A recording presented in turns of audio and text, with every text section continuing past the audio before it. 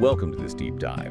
Today, we're plunging into a really fascinating collection of recent tech development. Yeah, everything from some, let's say, unique AI applications to big shifts in the gadgets we use. Exactly. Our mission, as always, is to pull out the key insights, the surprising bits, so you feel totally clued in, without the info overload. And what's really interesting is how broad it all is. How tech is just weaving into, well, everything.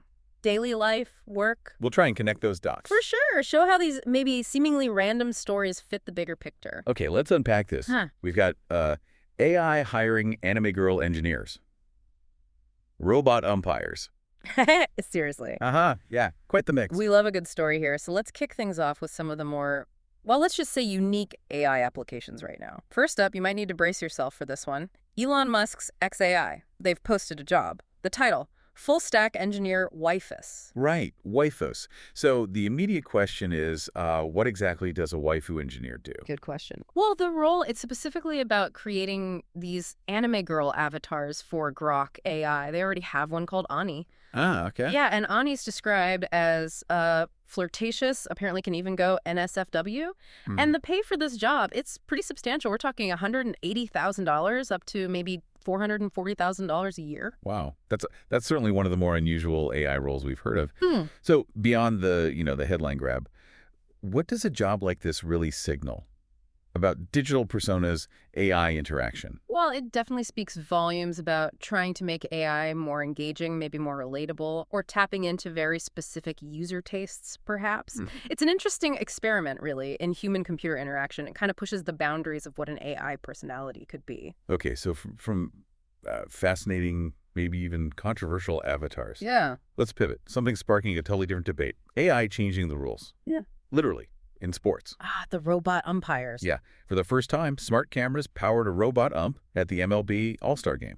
Right. The automated ball strike system, or ABS, it uses those Hawkeye cameras, the same ones from tennis, basically, to call balls and strikes. Okay. Now, humans, the ump, batter, pitcher, they can challenge the calls. But what's fascinating, or maybe concerning, is the accuracy in the All-Star game was actually lower. Oh, really? Yeah, 4 out of 5 challenges were successful. Compare that to spring training, where it was about 50-50. Why the difference, do we know? Not entirely clear. Could be calibration, could be the specific setup, but there's another wrinkle. Okay. The system defines the strike zone as a 2D rectangle, just height and width adjusted for the batter. That's different from how human umpires traditionally see it, as more of a 3D volume. Ah, I see. So it's not just accuracy, it's fundamentally interpreting the zone differently. Exactly. And that difference, it could really change player strategy, how pitchers pitch, how batters stand. It could reshape the game. It does make you wonder, doesn't it? Should AI just perfectly enforce the letter of the law? Or is there value in that human nuance interpretation, especially in sports? That's the million-dollar question right now. So moving beyond the stadium, AI is already making some everyday tasks, surprisingly easier. Take emails. Oh, yeah. There's this tool, Goblin.'s tools. It helps you formalize or soften your professional emails. I've heard of this. It was initially designed for neurodivergent folks, right? Yeah. But it's useful for pretty much anyone. Exactly. You can take a draft that's maybe a bit spicy, as they call it. Spicy. Yeah, and the tool can make it less emotional, more polite, more professional. You can even adjust the spiciness level. That's amazing. The whole point is to cut down on that mental exhaustion, the effort it takes to craft careful diplomatic communication sometimes. So AI is moving beyond just complex tasks into this sort of subtle social support role almost. Absolutely. It's like an empathy bridge, maybe, reducing cognitive load for communication, which can be really taxing. It's a very practical application. And sticking with practical AI, if you're a gardener, get ready. AI assistants are popping up in the backyard. Oh, interesting. Like what? Tools like Claude AI, Google Gemini, they're being used to help fight garden pests. How does that work? Well, Claude can apparently identify likely pests based on your plants, your location, and then generate a whole year-long pest management plan, or even just emergency tactics if you need them right now. Wow. And Gemini? Gemini can help find local suppliers for treatments or specialists. It can even analyze photos of plant damage you upload and suggest countermeasures. That's genuinely useful. It's like having an expert on call. Right. But yeah, you always have to critically evaluate the suggestions, right? it's a tool. It's not infallible. Don't just blindly follow the AI gardener. Good point. Okay, speaking of AI doing more, Mm. LLMs, large language models, they're expanding capabilities like crazy. OpenAI just launched a new ChatGPT agent for web browsing. Right, this is a big step. It combines some older tools they had, like Operator and Deep Research. So what does this agent actually do? Think of it as more autonomous ChatGPT. It can actually navigate the web for you. Scroll, click buttons, type things in, perform tasks, Like, like briefing you on a client meeting based on recent news it finds online, or even planning a meal, finding a recipe, and then, get this, ordering the ingredients. whoa, ordering things. Yeah, but crucially, the user stays in control. It has to ask for permission before it actually buys anything or takes a major action. Okay, that's important. So it's like a proactive digital assistant, but with guardrails. Exactly. Automating tasks you do yourself, but hopefully making it faster, easier, and always asking before hitting buy. And Microsoft's doing something similar, kind of, expanding Copilot. Yeah, they're testing an expansion where Copilot can interact with your entire desktop. The whole screen, not just one app. The whole screen, multiple windows, different applications all at once. The vision feature will be able to see and react to everything displayed. What could it do with that? Analyze content across apps, give you insights based on comparing info in different windows, maybe coach you through improving a presentation, or even figuring out a new game you're playing. That feels really integrated. Mm-hmm. Like the AI is right there with you, looking over your shoulder, and in a helpful way, hopefully. That's the idea, really pushing the boundaries of how integrated AI can be with just, using your computer day to day. Okay, shifting gears slightly. If you're someone who deals with a lot of notes, research, Google's Notebook LM has opened up more. Ah, yeah, Notebook LM. It's a pretty powerful AI tool for notes and research. Now they're offering featured notebooks. What does that mean? They've partnered with sources like The Economist, The Atlantic. You can dive into notebooks based on their content, explore the original sources, see mind maps generated from them, listen to audio summaries. And ask questions about the material. Exactly. Ask the AI questions about the content in the notebook.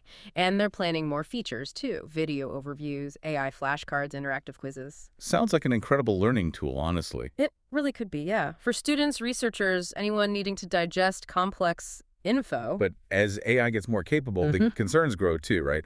Let's talk Grok 4. It's doing well in rankings, but there are some serious safety issues being reported. Right. So Grok 4 from XAI, again, it surged in some LLM benchmarks, test for math, coding, creative writing. Better than others. It's competitive, ahead of models like DeepSeek, Claude in some areas, even tied with OpenAI's GPT 4.5 for third place overall in some rankings, so it's powerful. Okay, but the safety concerns. Yeah, this is the big but. Users have reported getting detailed instructions from it for synthesizing nerve agents, fentanyl, even basics on building a nuclear bomb or cultivating plague. Oh, seriously? Seriously. Now, XAI advertises unfiltered answers, which might be part of it. They are reportedly aware and working on updates. You hope so. But it really throws the safety guardrail challenge into sharp relief, doesn't it? Especially with these very advanced models. Absolutely. This isn't just a minor bug. It feels like a critical gap between capability and control. Yeah. How do developers balance pushing innovation with, not teaching people how to make nerve gas? That is the fundamental tension, especially when you aim for unfiltered. It just highlights the need for constant vigilance, rapid safety updates. Which brings us nicely to trust and data. WeTransfer had some backlash recently, didn't they? About AI training policies. They did. They had to backtrack and clarify their terms of service pretty quickly. Users got worried that files they were transferring were being used to train AI models. Understandable concern. Totally. WeTransfer came out and stated very explicitly that they do not use machine learning or AI to process user content for training purposes. Any AI use is strictly for content moderation scanning for harmful stuff, basically. Okay, so they clarified. Yes, but the whole episode just shows how high the anxiety is right now about data privacy and AI. People are really sensitive to it. Does it suggest maybe a broader lack of transparency from companies, or was this just a one-off misunderstanding? It certainly highlights the need for absolute transparency. Users are wary, and any hint of ambiguity about how their data is used, especially with AI, can just kill trust instantly. Yeah, makes sense. And inside the AI industry itself, big shifts are happening. Scale AI data labeling company.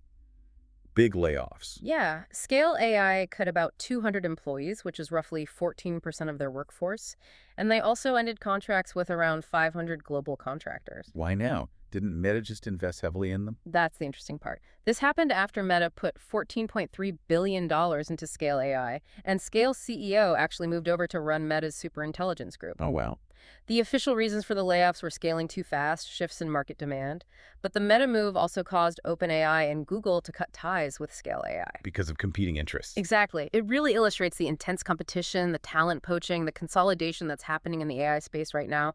It's fierce. So do these layoffs, especially after that huge investment, signal maybe less need for manual data labeling now? Or is it just pure competition dynamics? It's probably a bit of both, I think. AI models are getting better, maybe needing less brute force labeling. But the competition for talent and strategic partnerships is definitely reshaping the landscape for companies like Scale. It feels like the industry is maturing and consolidating. Okay, let's move from the back-end AI stuff to the gadgets you might actually hold soon. Google Pixel 10 family, we have a date. We do. The Made by Google event is set for August 20th. What are we expecting? The lineup looks like Pixel 10, 10 Pro, 10 Pro XL, and the 10 Pro Fold, plus the Pixel Watch 3 and Pixel Buds Pro 2. Any big rumors about the phones? Yeah, word is the standard Pixel 10 might get a triple lens camera, bringing it closer to the Pro models. Oh, that'd be nice. And the Tensor G5 chip, the processor, is rumored to be made by TSMC this time. Ah, TSMC. That's usually a good sign, right? For power, efficiency. Generally, yeah. TSMC is known for their top-tier manufacturing processes, so it could mean a nice bump in performance and battery life. And despite inflation, pricing is expected to stay pretty similar to last year. Good news for wallets, then. Definitely. Okay, not to be outdone, Apple. The iPhone 17 Air. Lots of buzz around that one, mainly about how thin it might be. Exceptionally thin is the rumor, like 5.5 millimeters, and super light, around 145 grams. That's really thin. Are there trade-offs? Probably. The sleek profile might mean, for instance, only a single rear camera, but the front camera could get a big upgrade to 24 megapixels. What about internals? Rumors point to an A19 Pro chip, which would be next-gen powerful, and maybe new battery tech silicon anode batteries. Silicon anode. What's the benefit there? Higher energy density, basically more power packed into a smaller, lighter battery. Combine that with software improvements like iOS 26's rumored adaptive power feature. And you could get decent battery life even in a super thin phone. That seems to be the hope, yeah. Significantly better battery life, potentially. Price-wise, maybe around $900. But, tariffs could always bump that up. Always a factor. But with super thin designs, aren't there other potential downsides, like durability or heat from that powerful chip? Definitely challenges. Thermal management is always key with thin, powerful devices. Durability, too, though Apple is usually pretty good at engineering around that. It really seems like they're focusing on pushing the form factor and battery limits here. Okay, finally, let's talk about getting around. Robo-taxis. Uber's making a big move with Lucid and Nuro. A very big move. A multi-million-dollar partnership to deploy 20,000 robotaxis. 20,000, wow. Where and when? The plan is ambitious. Start launching in major U.S. cities from 2026, then expand globally to dozens of markets over the next 6 years. How does the partnership work? Uber's investing $300 million in Lucid, the electric car maker. These Lucid vehicles will be equipped with Nuro's autonomous driving tech. Nuro. They make those little delivery robots, right? They do, but they also have autonomous tech for larger vehicles, and these robotaxis will be exclusively on the Uber platform. So Uber's really trying to solidify its place in the autonomous game alongside Tesla, Waymo. Absolutely. This huge investment is a clear strategic play. But, deploying 20,000 robotaxis, that's not just tech. It's massive regulatory hurdles, logistical nightmares, questions about city planning, infrastructure. Huge challenges. Does this massive commitment signal Uber's long-term plan? Like moving away from human drivers towards owning the fleet? It certainly looks that way, doesn't it? It strongly suggests a future where Uber transitions towards owning and operating the vehicles themselves, less reliance on gig workers, potentially reshaping their whole business model. So stepping back from all these individual stories, what's the big picture takeaway for you, the listener? From AI helping with emails and pests to thinner phones, robotaxis, it really feels like incredibly fast acceleration, doesn't it? It really does. The pace is just relentless. These advancements, some exciting, some maybe a bit concerning. They just highlight how quickly AI and tech are reshaping things. Yeah. It demands our attention, and some critical thinking as it all gets woven deeper into our lives. Well, that's a wrap on this deep dive into the absolute latest in tech.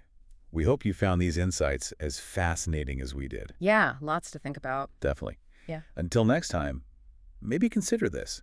How might these technologies change not just what we do, but maybe even our fundamental understanding of, I don't know, human ingenuity itself? Keep exploring, keep questioning.